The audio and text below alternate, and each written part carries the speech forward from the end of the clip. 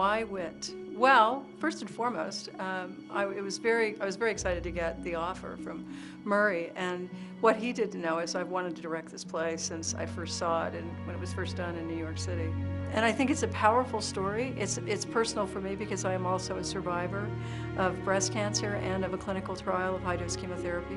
So there were lots of reasons for me to be excited to get to tell the story. It takes the character Vivian Baring, who is a very prestigious scholar of John Donne's poetry in a major university, who is diagnosed in stage 4 ovarian cancer, which is often the case with ovarian cancer, unfortunately, because symptoms are often ignored or not known. In the course of her being diagnosed, she becomes the storyteller. There's a narrative element sort of the play, and then we get to see her sort of final 2 hours in the events in her life. In the course of the play, you travel with her back to very important moments in her life. Being diagnosed is sort of the action that starts the story. Her professor, who was her inspiration to become a scholar, her relationship with her father, a very brief scene about that, and her love of language and love of intellect. I am playing Vivian Baring, Dr. Vivian Baring. Her life seems to be quite centered around her work, or exclusively centered around her work as a university professor, as a scholar, as an author. It seems that she is very much in control of her world. I mean, in how she appears in the classroom, she appears absolutely in control. And one of the characters, the young doctor, Dr. Jason Posner, was her student years before he became a doctor, and he says she gave lectures with not a word out of place. She's in her last 2 hours of life is the premise of the play.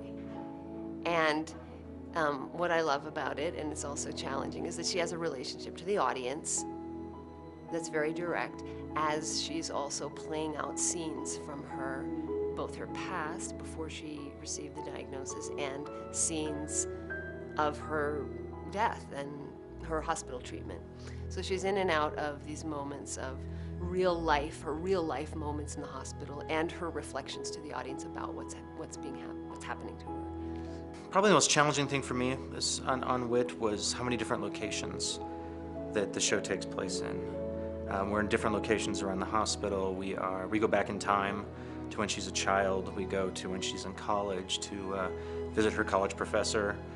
A lot of different locations. So we wanted to create a space that was generic enough that we could, with lighting, trap all these different locations in one space.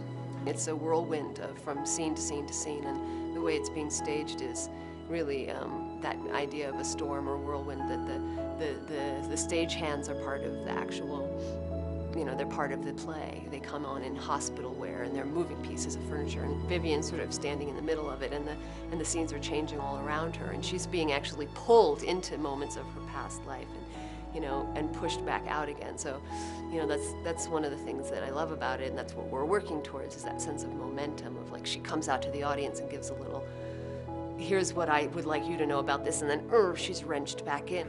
They possess a more potent arsenal of terminology than I. My only defense is the acquisition of vocabulary. Fever and neutropenia. When did it start? I was at home reading, and I felt so bad. I called fever and neutropenia.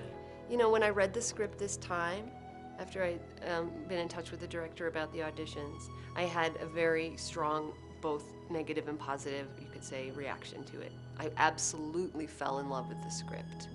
It was one of those experiences that I've had a few times reading a script, where it's like being in love, or just, and I threw the script across the room, and the next moment going, oh, I don't know if I can do this, Cancer touches so many people. The first rehearsal, one of the things I did is everybody in the room shared, their story of how cancer has touched their life. And it really, it was very humbling that I think all but maybe 2 people had either close family members, close friends, who had suffered with, survived, or perished from cancer. I think there are a lot of, people and families that don't maybe have ways to have their experience reflected back to them, and theater is such a powerful way to do that, especially to sit in a small, intimate space and be able to go through quite an amazing moment of someone's life, which is facing death and moving through death. It's also because it's a story about becoming more human, and it's about connections. And I think bearing witness to that is important. And I think it's important in this time when, you know, people have sort of felt fractured, and it's like, how do people survive things? How do people survive disasters? And it's a beautifully written play, and I am blessed with an extraordinarily gifted cast.